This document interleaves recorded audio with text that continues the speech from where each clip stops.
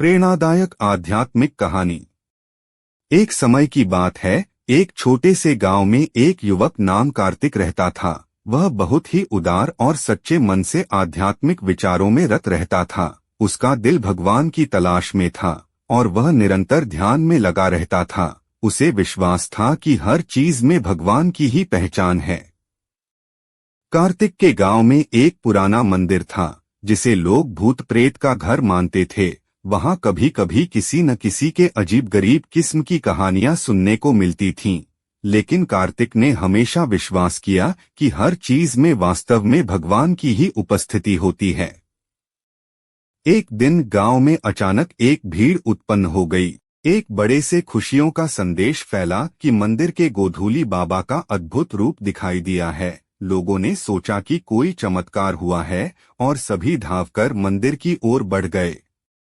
कार्तिक ने भी इस समाचार को सुना और उत्साहित होकर मंदिर की ओर बढ़ा। वह भी चाहता था कि वह भगवान के अद्भुत रूप को देखे, लेकिन जब उसने मंदिर में पहुंचा तो उसे वहां कुछ अलग ही दिखाई दिया। मंदिर के अंदर एक साधु बैठा था जो गंगा जल के जुगाली कर रहा था। कार्तिक ने उससे पूछा, भगवान के अद्भुत रूप कहाँ हैं? साधु ने मुस्कुराते हुए कहा, बेटा, भगवान का सच्चा रूप हमारे अंदर होता है। जब हम अपने मन को शुद्ध करते हैं तो हम भगवान को सच्चे रूप में देख सकते हैं। कार्तिक ने साधु के बयान को समझा और उसने ध्यान लगाना शुरू किया। वह हर दिन ध्यान और भक्ति में लगा रहा। धीरे धीरे उसका मन शांति और स्थिरता की ओर बढ़ने लगा। कुछ समय बाद एक और घटना हुई। गांव में एक अत्याधुनिक अस्पताल का निर्माण हुआ और वहां डॉक्टरों की टीम आई। उन्होंने गांव वासियों को बताया कि वे उन्नत इलाज के साधनों से उनकी सेहत को बेहतर बना सकते हैं। कार्तिक को यह सुनकर भी खुशी हुई, लेकिन वह सोचने लगा कि अस्पताल के इस नए उपकरणों और तकनीक के पीछे भी कुछ और हो सकता है। उसने इसे अपने ध्यान में लिया और उसे समझने का प्रयास किया। ध्यान में बैठे कार्तिक को एक विचार आया कि अस्पताल के तकनीकी उपकरणों के साथ साथ उस विचार की भी जरूरत है जो उन्नत इलाज का मूल आधार हो, और वह है आत्मसंयम और आध्यात्मिक संजीवनी की शक्ति। उसका यह नया विचार उसे और भी उत्सुक बना दिया। वह अब न केवल अपने मन की शक्ति को बढ़ाने में लगा रहा था, बल्कि अपने गांव वासियों को भी आत्मसंयम और आध्यात्मिकता की महत्ता समझाने का प्रयास कर रहा था। कार्तिक ने गांव में आत्मसंयम और आध्यात्मिकता के महत्व को बताने के लिए एक सामुदायिक कार्यक्रम का आयोजन किया। उसने लोगों को ध्यान में बैठने, प्राणायाम करने और मन को शांत करने की तकनीकें सिखाई। इस कार्यक्रम में गांव के कई लोग शामिल हुए। वे कार्तिक के द्वारा बताई गई आत्मसंयम की तकनीकों को सीखने के लिए उत्साहित थे। उन्होंने अपने जीवन में इसे शामिल करने का निर्णय लिया और उसे नियमित रूप से अपनाया। कुछ समय बाद गांव में अद्भुत परिवर्तन आया। लोगों की सेहत में सुधार हुआ और वे अधिक खुश और संतुष्ट थे। कार्तिक का यह प्रयास लोगों को न केवल आर्थिक रूप से फायदा पहुंचाया, बल्कि उनके मानसिक और आध्यात्मिक दृष्टिकोण को भी परिवर्तित किया।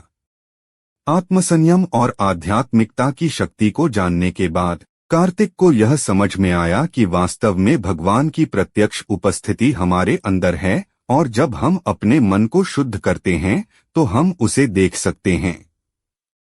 इस कहानी से हमें यह सीखने को मिलता है कि आध्यात्मिकता और आत्मसंयम ही हमें असली सुख और शांति की ओर ले जाते हैं। धन, संपत्ति और अधिकार की दौड़ में हम अक्सर अपने आत्मा को भूल जाते हैं, लेकिन इस कहानी से हमें यह याद दिलाया जाता है कि असली धन और संपत्ति हमारे भीतर की शांति और संतोष में है।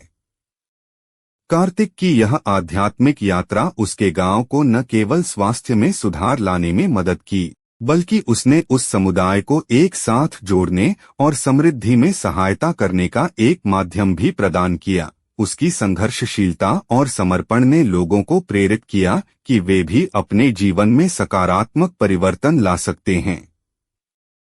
इस कहानी का संदेश है कि हमें अपनी आत्मा की देखभाल करनी चाहिए और आध्यात्मिकता को अपने जीवन का महत्वपूर्ण हिस्सा बनाना चाहिए। धन और सम्मान की दौड़ में हम अक्सर अपने मूल्यों को भूल जाते हैं, लेकिन आत्मसंयम, ध्यान और आध्यात्मिक संजीवनी हमें सच्चे सुख और समृद्धि की ओर ले जाते हैं।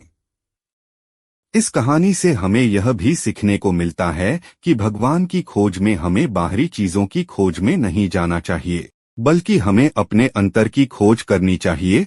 असली आध्यात्मिकता और संयम हमारे अंदर है, हमें सिर्फ उसे पहचानने की आवश्यकता है। इस प्रकार कार्तिक की यह आध्यात्मिक कहानी हमें अपने मूल्यों को समझने, आत्मसंयम की महत्वपूर्णता को समझने और अंततः सच्चे सुख की खोज में अपने अंदर की खोज करने के लिए प्रेरित करती है।